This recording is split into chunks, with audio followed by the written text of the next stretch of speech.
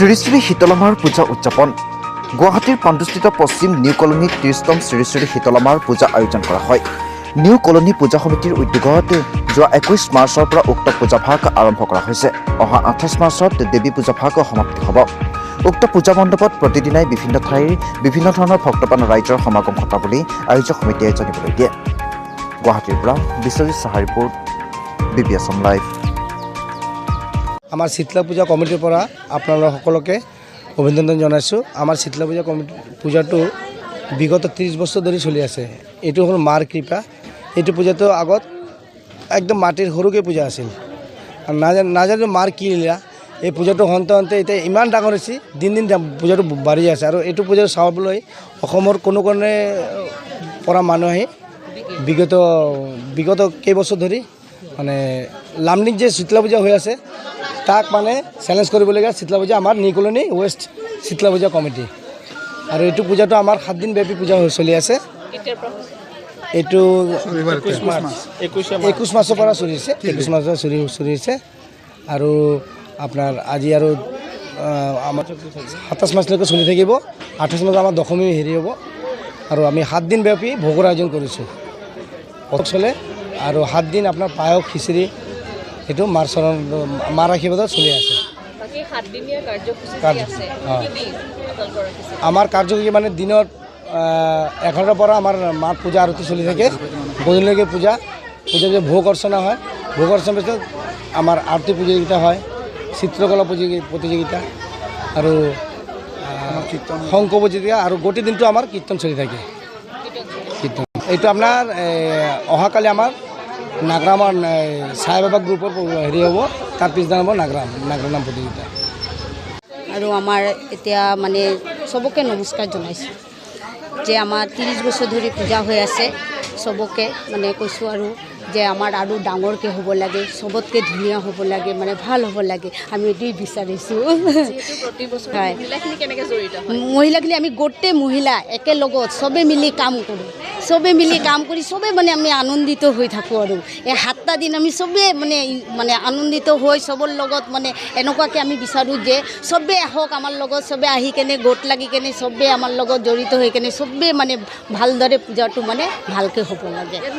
দূৰৰ পৰা অসমৰ পৰাই আহে, অসমৰ পৰাই চবেই আহে। আৰু চবকে কৈছোঁ যে এনেকুৱা চবেই আহে আৰু ডাঙৰকৈ হয়, মানে এইটোৱেই বিচাৰিছোঁ। আমি আনন্দ কৰি কেনে চবেই আমি যদি একেলগত মিলিকত থাকিব পাৰোঁ, যেনেকুৱা শীতলা পূজা লামডিঙত হয় এনেকুৱাই আমি বিচাৰি আছোঁ। কমিটিৰ পৰা অসম সদস্যলৈ আৰু অসমবাসীলৈ শুভেচ্ছা জ্ঞাপন কৰিছোঁ।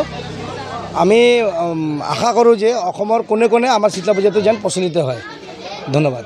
হৈ আছে পূজাটো কৰিলে আমাৰ মানে আমিতো বহুত বছৰ আগৰ পৰাই পূজা কৰি আছোঁ। এইটো পূজা মই প্ৰথম বছৰ আহিছোঁ, বেলেগে কৰি আছিলে, আৰু এইটো মই ফাৰ্ষ্ট কৰি আছোঁ। এইটো পূজা আগতে মই বহুত কৰিয়ে আছোঁ।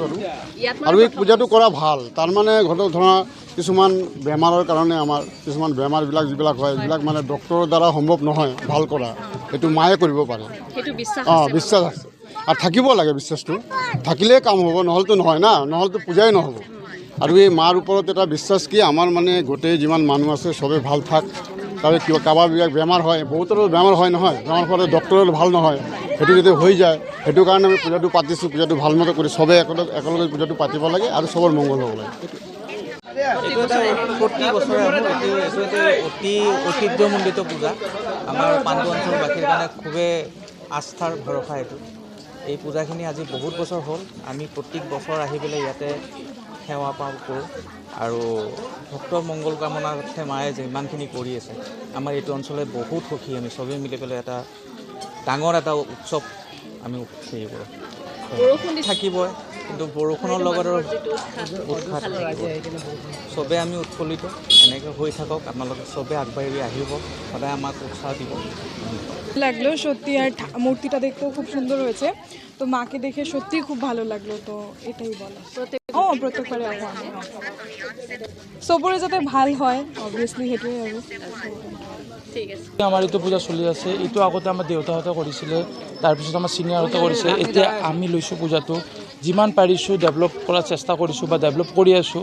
অকল ইয়াতে আমি বুলি নাই, গোটেই পূৰা ঢাকাপট্টি এৰিয়াৰ মানুহ একমাহ পূৰা এই পূজাৰ লগতে লাগি থাকে একে সৰুকৈ ডাঙৰলৈকে আমাৰ দেউতাৰ বয়সলৈকে মানুহ চবে তাকে ইয়াতে ইনভলভ এতিয়া অকল আমি বুলি নহয় গোটেই পাণ্ডুৰ পূজা হয় এইটো যিমান পাৰোঁ আৰু ডেভেলপ কৰিম ইন ফিউচাৰ আৰু থেংক ইউ ইয়াতে অহাৰ কাৰণে আপোনালোকে যিমান পাৰে আপোনালোকেও হেৰি কৰক কণ্ট্ৰিবিউট কৰক অঁ বাহিৰত আহে যেনেকুৱা ধৰি লওক আজিকালি যোৱাকালি ৰাতি আমাৰ ৰিলচ চাই চানমাৰীৰ পৰা মানুহ এজন আহিছিলে ভুলতে সিহঁতে কি কৰিছে জালুকবাৰীত গুচি গৈছে বহুত কষ্টকৈ ইয়াতে আহিছে বহুত দূৰৰ পৰা মানুহ আহি আছে এইবছৰ বহুত ভাল লাগি আছে আমাৰো কষ্ট কৰিছোঁ সাৰ্থক খুব পাই আছোঁ যেন লাগিছে আমাৰ আৰু আপোনালোকেও পূজাটো চাই আছে ভাল লাগিছে আপোনালোকৰো চাগে বহুত কষ্টকৈ আৰু হয় জাগা সৰু তাৰ মাজতে আমি কৰোঁ পূজাটো তেনেকৈ আৰু এইটো পূজাটো আমি অকলে নহয় আমাৰ গোটেই মানে মানে মণ্ডলৰ পৰা আৰম্ভ কৰি কাউন্সিলৰ পৰা আৰম্ভ কৰি গোটেই মানুহৰ সহযোগিতাত আমাৰ এইটো পূজাটো চলি আছে